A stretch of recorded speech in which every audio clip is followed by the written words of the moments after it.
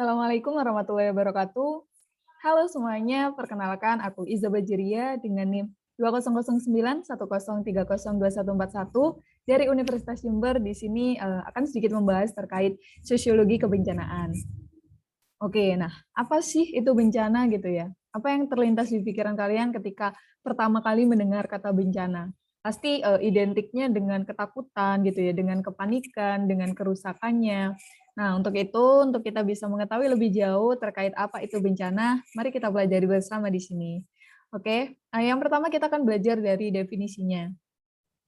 Definisi bencana secara umum, bencana ini juga bisa disebut disaster ya, biasanya disebut disaster juga, adalah kerusakan yang serius akibat fenomena alam luar biasa dan atau disebabkan oleh ulah manusia yang menyebabkan timbulnya korban jiwa, kerugian material, dan kerusakan lingkungan yang dampaknya melampaui kemampuan masyarakat setempat untuk mengatasi dan membutuhkan bantuan dari luar.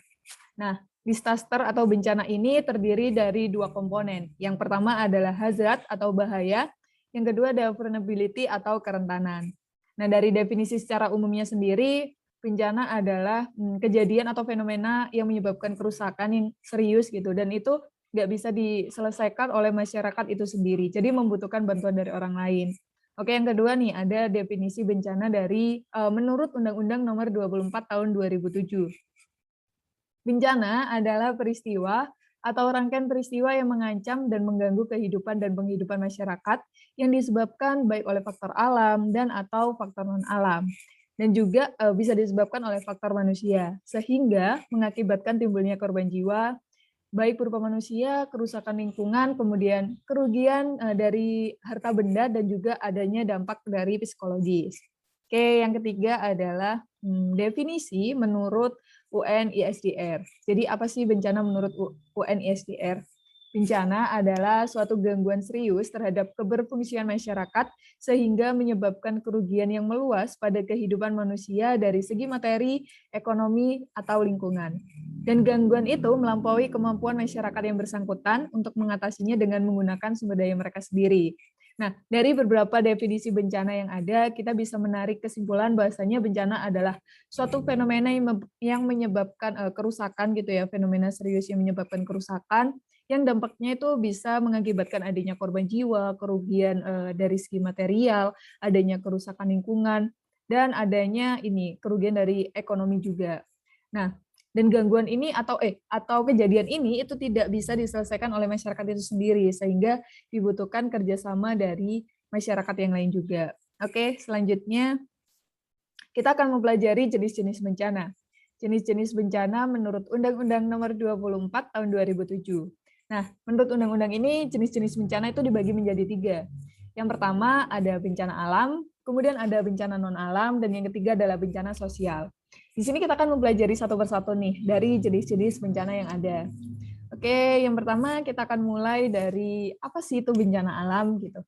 Nah, bencana alam itu adalah bencana yang diakibatkan oleh peristiwa atau serangkaian peristiwa yang disebabkan oleh faktor alam. Jadi yang mempengaruhi terjadinya bencana alam ini adalah faktor-faktor yang disebabkan oleh alam. Jadi contohnya apa aja sih gitu? Contohnya yang pertama ada gempa bumi, kemudian ada tsunami, gunung meletus, banjir, kekeringan, angin topan, dan tanah longsor. Di sini kita akan sedikit membahas juga nih terkait apa aja contoh-contohnya. Oke, langsung saja. Nah, yang pertama ada gempa bumi. Yang terpampang di layar ini adalah kerusakan yang ditimbulkan akibat adanya gempa bumi. Gempa bumi sendiri secara singkat itu adalah terjadinya pergerakan di lempeng-lempeng bumi gitu yang menyebabkan tanah yang berada di atasnya itu mengalami pergeseran dan pergerakan. Nah, ini juga tingkat kerusakan dari gempa bumi selain dihitung dari seberapa tingginya gitu ya, seberapa besarnya gempa itu, tapi juga diukur dari seberapa tahannya bangunan-bangunan yang ada dari segi infrastruktur maupun dari material yang digunakan. Nah, di sini juga pentingnya peran pembangunan yang tahan bencana begitu ya, agar bisa meminimalisir dampak dari jika ada gempa bumi ini. Nah, sebenarnya sudah banyak nih teknologi yang bisa digunakan untuk meminimalisir dampak dari adanya gempa bumi dalam skala kecil. Oke, selanjutnya kita akan next menuju ke tsunami. Nah, Ini adalah gambar dari bangunan yang telah terjadi atau yang telah dilewati oleh tsunami. Tsunami sendiri itu disebabkan oleh adanya gempa bumi tapi yang terjadi di dasar laut. Nah, jika yang sebelumnya tadi terjadi di darat, tsunami itu pemicunya dari gempa bumi yang terjadi di laut, sehingga ia menyebabkan adanya gelombang gitu, gelombang yang sangat besar yang menghulung daratan-daratan yang ada di sekitarnya. Biasanya yang terkena dampak itu yang di daerah pantai gitu ya. Nah, oke, selanjutnya. Nah, ini banjir nih. Banjir sendiri itu sebenarnya bisa dibilang faktor alam dan juga faktor manusia. Ini adalah kombinasi ya. Banjir itu terjadi karena adanya tersumbatnya gitu aliran air atau tidak adanya aliran resapan air yang sehingga ketika ada hujan yang turun dengan intensitas tinggi itu menyebabkan air akan meluap dan menyebabkan banjir. Dan ini bisa dilihat bahwa banjir itu biasanya merendam permukiman gitu dan ini pasti akan mengganggu kehidupan dan penghidupan masyarakat yang terkena banjir. Sebenarnya banjir ini ya seperti masalah yang tidak berkesudahan karena solusinya sendiri juga dibutuhkan kerjasama dari seluruh elemen masyarakat.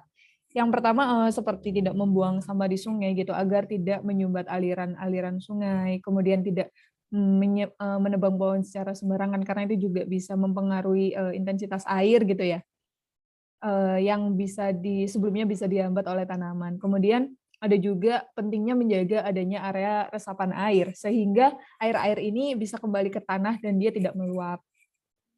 Oke, next selanjutnya adalah angin topan. Nah, angin topan itu biasanya terbentuk karena adanya perbedaan suhu udara gitu, suhu angin di angkasa. Nah, ini menyebabkan perbedaan yang signifikan itu biasanya akan bisa menyebabkan adanya angin topan. Oke, yang selanjutnya gunung meletus. Nah, ini seperti yang kita tahu, di Indonesia sendiri juga banyak sekali gunung gitu ya. Banyak gunung dan itu banyak yang masih aktif. Mungkin salah satunya juga sebagai yang terbesar. Nah, gunung meletus ini biasanya disebabkan karena aktivitas tektonik gitu. Jadi di dalam gunung itu ada magma, di mana itu dikeluarkan karena adanya tekanan yang tinggi. Dan jika dia keluar, maka terjadilah gunung meletus ini. Dia mengeluarkan lava-lava ini, mengeluarkan lahar gitu ya. Oke, selanjutnya adalah tanah longsor. Nah, bisa dilihat bahwa tanah longsor ini menyebabkan tanah yang harusnya itu bisa terjaga itu tidak kuat menahan beban-beban yang ada di atasnya sehingga dia longsor. Hal ini terjadi karena biasanya dipengaruhi oleh tidak adanya pohon. Pohon itu menjadi jarang gitu dan akar-akar pohon ini kan sebenarnya yang menahan tanah, yang menahan pasir agar tidak longsor gitu. Nah, ketika kita mengeksploitasi hutan, kemudian tidak menjaga dengan reboisasi gitu, itu akan menyebabkan tanah longsor dan dampaknya sendiri tidak main-main ya karena dia ketika tanah longsor dan ketika di bawahnya itu ada pemukiman maka dia akan mengenai pemukiman yang di bawahnya. Tanah-tanah ini akan mengubur rumah-rumah yang di bawahnya seperti yang ada pada gambar. Kemudian yang selanjutnya, selanjutnya kita akan melanjutkan ke bencana non alam. Nah, apa sih bencana non alam itu? Bencana non alam itu biasanya diakibatkan oleh peristiwa atau serangkaian peristiwa non alam yang contohnya adalah seperti adanya gagal teknologi, kemudian epidemi, kemudian wabah penyakit juga. Nah, langsung saja kita akan berlanjut ke contoh-contohnya. Ini dia contohnya yang paling dekat dengan kita saat ini, yang saat ini juga sedang kita alami gitu ya, pandemi. Nah, pandemi ini merupakan bencana dari faktor non alam karena dia kan disebabkan oleh virus. Nah, virus ini sendiri kan banyak juga jenis-jenisnya begitu. Nah, pandemi ini seperti yang kita tahu saat ini menyerang hampir seluruh negara yang ada di dunia dan menyebabkan mobilitas kita itu juga menjadi terbatas gitu. Nah, ini bisa disebut sebagai suatu bencana juga karena menyebabkan kerugian, kemudian adanya korban jiwa gitu kan. Ini memenuhi definisi dari bencana itu sendiri gitu. Dan korbannya sendiri nggak main-main ya karena sampai saat ini juga kita masih berusaha untuk mengendalikan dari adanya pandemi ini. Oke, yang selanjutnya adalah adanya gagal teknologi dari teknologi nuklir. Nah, Seperti yang kita tahu, teknologi nuklir itu sebagai salah satu alternatif yang diambil oleh orang-orang sekarang gitu ya, untuk menggantikan, sumber-sumber seperti teknologi, fosil gitu ya, itu kan bisa digantikan oleh nuklir, kemudian dari listrik gitu. Nah, gagalnya teknologi dalam nuklir itu bisa menyebabkan kebocoran dari pipa-pipanya. Nah, kebocoran ini bisa menyebabkan, pengaruh yang sangat buruk karena adanya radiasi dari nuklir itu sendiri. Oke, next. Oke, jenis bencana yang ketiga adalah bencana sosial. Jadi apa sih bencana sosial itu? Bencana sosial adalah bencana yang diakibatkan oleh peristiwa atau serangkaian peristiwa yang diakibatkan oleh manusia. Biasanya itu karena adanya konflik itu. Kemudian meliputi apa aja? Yang pertama adalah meliputi konflik sosial antar kelompok atau antar komunitas masyarakat gitu. Dan juga adanya teror. Itu juga bisa disebut sebagai bencana sosial. Oke, langsung saja kita next ke contohnya. Nah, ini dia adalah konflik sosial. Seperti yang kita lihat bahwa di gambar itu adanya bentrok gitu ya antara dua warga. Nah, konflik sosial ini bisa disebabkan banyak hal. Yang pertama karena mungkin adanya sifat-sifat rasisme, kemudian intoleran gitu-gitu. Itu perbedaan-perbedaan seperti itu dapat menyebabkan konflik sosial. Kepentingan-kepentingan dari tiap golongan tertentu juga bisa menyebabkan adanya gesekan yang dapat menimbulkan konflik sosial. Apalagi Indonesia nih ya kan, sangat beragam, itu peluang untuk adanya gesekan-gesekan itu juga menjadi sangat besar. Oke, yang selanjutnya adalah teror. Nah, teror ini menyebabkan kepanikan ya pasti. Teror itu biasanya juga menyebabkan korban jiwa, kemudian menyebabkan keresahan dan membuat, masyarakat itu menjadi tidak tenang gitu. Oke, nah, selanjutnya kita menuju ke klasifikasi dari bencana. Klasifikasi klasifikasi dari bencana sendiri dibedakan menjadi beberapa macam nih. Yang pertama ada berdasarkan jenisnya, yaitu ada bencana alam dan bencana non alam. Kemudian yang kedua adalah berdasarkan terjadinya gitu. Yang pertama adalah secara perlahan dan kemudian yang kedua adalah secara mendadak. Nah, yang selanjutnya adalah berdasarkan aspek penyebabnya. Yang pertama ada bisa disebabkan oleh faktor geologi, hidrometeorologi, biologi, teknologi seperti nuklir tadi, kemudian adanya juga faktor dari penyebabnya itu dari lingkungan itu sendiri. Oke, selanjutnya. Nah, ini yang menarik. Indonesia itu disebut sebagai laboratorium bencana. Indonesia terletak, seperti yang kita tahu ya, Indonesia itu terletak pada 3 lempeng utama yang aktif, yaitu ada Eurasia, Pasifik, dan Hindia Australia. Seperti pada gambar yang bisa kita lihat, kemudian letak tektonik ini menyebabkan Indonesia sering mengalami banyak bencana, seperti salah satunya gempa bumi, kemudian tsunami, gunung meletus, dan lain sebagainya. Hal ini juga dipengaruhi karena kondisi geografis ini Indonesia menjadi lebih rawan terhadap terjadinya bencana. Dan oleh sebab itu juga Indonesia itu disebut sebagai laboratorium bencana. Oke, yang selanjutnya, kenapa sih Indonesia itu disebut laboratorium bencana? Yang pertama karena wilayah Indonesia itu kawasannya tropis gitu ya, dan itu berbentuk kepulauan dengan jumlah kurang lebih 17.000 pulau. Nah, itu bisa dibayangkan betapa besarnya. Dan luas perairannya sendiri itu 7,9 juta kilometer persegi, kubik ya. Kemudian luas daratannya juga 1,88 juta kilometer kubik yang menyebabkan terjadinya rawan bencana. Kemudian faktor kedua adalah jumlah penduduk. Jumlah penduduk Indonesia per Juni 2021 menurut data yang ada itu sebanyak 270 juta jiwa. Bisa dibayangkan nih, dengan penduduk sebanyak ini dan resiko yang besar, Indonesia itu pasti bisa disebut sebagai laboratorium bencana. Karena segala bencana itu potensinya ada untuk terjadi di Indonesia ini. Kemudian yang kedua adanya kerusakan lingkungan. Nah, tidak bisa dipungkiri juga biasanya kesadaran masyarakat untuk menjaga lingkungan tuh masih minim gitu. Jadi banyak sekali kerusakan-kerusakan lingkungan yang perlu kita semua itu lebih aware gitu, lebih lebih peduli gitu akan lingkungan kita agar kerusakan ini tidak terus meluas dan bisa diperbaiki. Kemudian yang terakhir adalah perlunya meningkatkan upaya penanggulangan bencana. Jika kita lihat tadi, kan Indonesia ini laboratorium bencana nih, dengan jumlah penduduk, luas wilayah, luas perairan, itu yang sangat luas dan besar.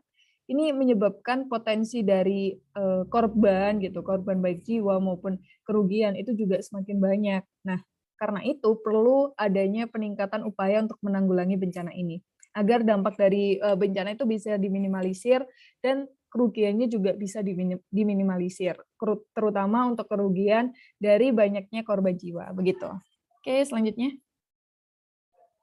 Nah, kita akan membahas terkait kerentanan sosial perempuan dan analisis resiko bencana.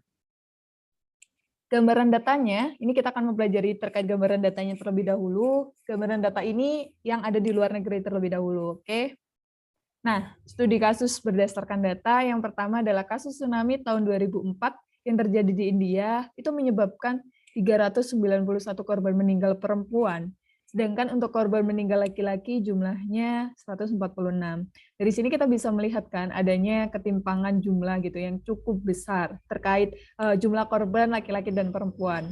Oke, selanjutnya adalah tsunami 2004 yang terjadi di Sri Lanka. Nah, lebih dari setengah totalnya itu ada 1.300. Nah, lebih dari setengahnya itu yang meninggal juga perempuan. Di sini kita bisa kembali bertanya ya, kenapa perempuan lagi gitu yang banyak korbannya. Oke, selanjutnya adanya badai mematikan yang terjadi di Bangladesh tahun 1991. Nah, badai ini juga dikenal sebagai salah satu badai yang paling dahsyat dalam sepanjang sejarah karena kecepatannya itu mencapai 250 km per jam. Kurang lebih badai ini ada 180.000 korban jiwa. Dan lagi-lagi perempuan menjadi korban terbesar jumlahnya dari adanya bencana alam ini. Kemudian selanjutnya, oke, kita menuju ke gambaran data yang ada di Indonesia. Apakah sama gitu ya? Apakah di Indonesia juga jumlah korban perempuannya juga besar gitu? Oke, kita lihat bersama. Nah, gempa dan tsunami di Aceh pada tahun 2004 ya, itu kita tahu bahwa itu sangat besar gitu. Dan dampaknya juga sangat-sangat luas. Oke. Nah, korban meninggalnya yang perempuan itu 30-40% lebih banyak dibandingkan laki-laki. Lagi-lagi yang menjadi banyak korban itu adalah dari kalangan perempuan gitu ya. Oke, selanjutnya adalah kejadian gempa di Yogyakarta pada tanggal 27 Mei 2006. Kita ditunjukkan lagi oleh data yang menyebutkan bahwasannya mayoritas korban adalah perempuan dan lansia. Nah, sampai sini kita ada gambaran nih betapa perempuan itu rentan dan rawan menjadi korban dari adanya bencana alam. Dari beberapa data yang disajikan tadi, kesemuanya itu menunjukkan bahwa korban dari pihak perempuan itu lebih banyak daripada korban di pihak laki-laki. Oke, selanjutnya. Nah, ini menjadi pertanyaan yang paling menarik ya. Mengapa sih perempuan itu lebih rentan gitu mengalami terhadap resiko bencana? Yang pertama ini banyak faktor. Di sini kita tuliskan 4, kita kelompokkan menjadi 4, yaitu yang pertama adalah karena faktor gender, kemudian yang kedua adalah faktor fisik, yang ketiga adalah beban domestik, kemudian yang keempat adalah adanya ketimpangan akses. Nah, ini akan kita bahas satu persatu nih, poin-poinnya apa aja gitu. Yang pertama langsung saja nih, gender. Gender itu membentuk dunia sosial yang di dalamnya. Nah, saat peristiwa bencana alam terjadi, perempuan itu kayak dibuat menjadi lebih rentan gitu terhadap bencana melalui peran sosial yang mereka bangun. Jadi peran-peran perempuan ini juga memberikan semacam batasan gitu, dibuat menjadi lebih rentan ketika menghadapi bencana. Nah, perempuan memiliki lebih sedikit akses kepada sumber daya. Kemudian ketimpangan hak yang membuat perempuan menjadi lebih rentan terhadap bencana. Jadi adanya ketimpangan hak antara laki-laki dan perempuan, adanya pemisah antara laki-laki dan perempuan, kemudian adanya diskriminatif, itu juga menjadi salah satu penyebab kenapa perempuan itu menjadi lebih rentan. Oke, yang kedua adalah faktor fisik. Nah, perempuan itu kan identik dengan memiliki sifat lemah lembut gitu. Kemudian hal ini itu menyebabkan perempuan dinilai juga memiliki fisik yang lemah gitu. Padahal jika dicermati lebih jauh, perempuan itu memiliki fisik yang tidak kalah lemah yang tidak kalah kuat gitu daripada laki-laki. Karena beban yang ditanggung juga berat. Seperti banyak kan kesibukan perempuan yang juga membutuhkan kekuatan fisik gitu. Jadi lemah lembut yang banyak sematkan gitu ya, disematkan kepada perempuan itu bukan menjadi alasan bahwa, itu menjadi pedoman bahwa perempuan itu lebih lemah gitu. Oke, selanjutnya adalah karena beban domestik. Seperti yang kita tahu, perempuan itu dalam kehidupannya memang banyak sekali ya bebannya, perannya gitu, kontribusinya. Perempuan itu dianggap bertanggung jawab terhadap tugas-tugas domestik seperti adanya mengurus anak, kemudian mengurus rumah, mulai dari menyapu, mencuci dan lain sebagainya, memasak gitu. Kemudian juga dibebankan ini untuk merawat orang tua atau anggota keluarga yang memiliki ketidaksempurnaan atau yang sudah rentan begitu. Nah, kemudian tidak hanya di situ, padahal peran perempuan itu juga harus mengatur manajemen dari keluarganya seperti membagi pengeluaran keluarga, kemudian biaya sekolah anak, biaya makan, kemudian biaya kehidupan sehari-hari dan lain sebagainya. Dan bahkan banyak juga nih perempuan yang melakukan pekerjaan domestik dan juga ditambah lagi dengan menjadi pekerja produktif. Nah, perempuan mempunyai beban ganda di sini sebagai pekerja produktif dan melanjutkan keturunan. Jadi perempuan ketika bekerja, perempuan juga dituntut untuk tetap bisa melanjutkan keturunannya, mendidik keturunannya, dan juga mempersiapkan segala keperluan dari keturunannya. Nah, di samping banyaknya beban yang harus ditanggung, di sisi lain perhatian kepada pemenuhan kebutuhan mereka juga tidak cukup nih, dan kadang itu hanya dituntut haknya tanpa dipenuhi hanya dituntut kewajibannya tanpa dipenuhi hak-haknya begitu. Oke, yang selanjutnya adalah adanya ketimpangan akses. Nah, akses dari informasi itu belum merata dan tidak hanya informasi tapi juga adanya akses pendidikan bagi perempuan. Ketidakhadiran perempuan dalam pendidikan bencana itu membuat pengetahuan mereka terkait kebencanaan dan penanggulangan bencana itu menjadi minim. Kemudian pengetahuan yang terbatas soal cara atau teknik menyelamatkan diri itu konsekuensinya juga perempuan gitu. Jadi dia tuh menjadi lebih rentan menjadi korban bencana alam. Dan juga adanya minimnya akses informasi juga menyebabkan mereka tidak mengetahui situasi dan kondisi saat ini. Karena seperti yang kita tahu, beberapa bencana itu bisa diprediksi gitu. Tapi karena minimnya akses informasi yang diterima perempuan, perempuan itu tidak mengetahui informasi-informasi terbaru yang ada seperti itu. Oke, selanjutnya adalah terkait ini, ketika terjadi bencana itu apa sih yang terjadi ke perempuan gitu. Nah, yang pertama biasanya tuh perempuan sulit untuk menyelamatkan diri, kemudian adanya keterbatasan kondisi fisik, dan juga perempuan tuh biasanya memikirkan keselamatan anggota keluarga lain. Dan juga peran sosial yang melekat pada perempuan itu tadi, itu menjadi penghambat gitu, dan memperbesar resiko kenapa perempuan itu banyak menjadi korban dalam suatu kejadian bencana. Nah, kemudian setelah terjadi bencana perempuan juga masih ini memiliki apa ya kerentanan gitu seperti kebutuhan hak yang kurang terpenuhi dan rentan terjadinya kekerasan, kemudian bertambahnya beban untuk menjadi kepala keluarga karena bisa jadi suaminya gitu itu menjadi korban dalam bencana alam itu atau suaminya memutuskan untuk bekerja di tempat lain gitu dan itu menjadikan ia harus menjadi kepala keluarga. Adanya ketimpangan peluang mendapatkan pekerjaan juga menjadi salah satu hal yang terjadi ketika setelah adanya bencana gitu. Kemudian adanya kesehatan perempuan baik fisik maupun psikis itu yang kurang terjamin. Nah, karena perempuan juga kan memiliki kebutuhan khusus gitu ya terkait kesehatan. Nah, itu juga seperti adanya kebutuhan terkait kesehatan dan produksi yang itu terjadi setiap bulan dan ini harus dipenuhi ketika setelah selesai terjadinya bencana itu. Oke, yang selanjutnya adalah bagaimana langkah kita untuk menjadikan perempuan tangguh bencana? Oke, langkah-langkah tangguh bencana berdasarkan laporan dari UNIASC bahwa struktur relasi gender adalah bagian dari konteks budaya dan sosial yang mempengaruhi kapasitas komunitas untuk mengantisipasi, menyiapkan diri, mempertahankan diri, dan juga melakukan pemulihan karena bencana. Di sini disebutkan bahwasannya gender itu memang mempengaruhi relasi gender gitu. Jadi harus adanya kerjasama antara perempuan dan laki-laki. Sehingga tidak boleh ada ketimpangan tuh antara perempuan dan laki-laki dalam hal bencana ini.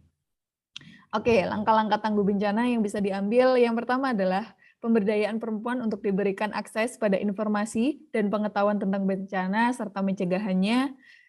Kemudian yang kedua, perempuan berhak menyuarakan aspirasinya terkait apa saja pengalaman, kebutuhan, kekhawatiran, gagasan solusi, dan juga pandangannya terkait keadaan bencana. Hal ini bisa dilakukan sebelum bencana itu terjadi. Kemudian yang ketiga adalah menghadirkan perempuan dalam sosialisasi kebencanaan upaya pencegahan dan penanggulangannya. Yang keempat, memaksimalkan hak perlindungan bagi perempuan dan memfasilitasi perempuan untuk dapat berperan aktif di dalamnya. Yang kelima, menghadirkan perempuan dalam pertemuan adat dalam upaya pencegahan bencana. Dan yang keenam adalah membentuk kelompok-kelompok seperti pengajian, PKK, dan arisan untuk melibatkan para perempuan ini dalam diskusi antar sesamanya. Oke, yang selanjutnya kita beralih ke topik pengurangan resiko bencana. Nah, bagaimana sih cara kita mengurangi gitu resiko ketika terjadi suatu bencana agar korban baik dari segi material maupun korban jiwa itu dapat diminimalisir.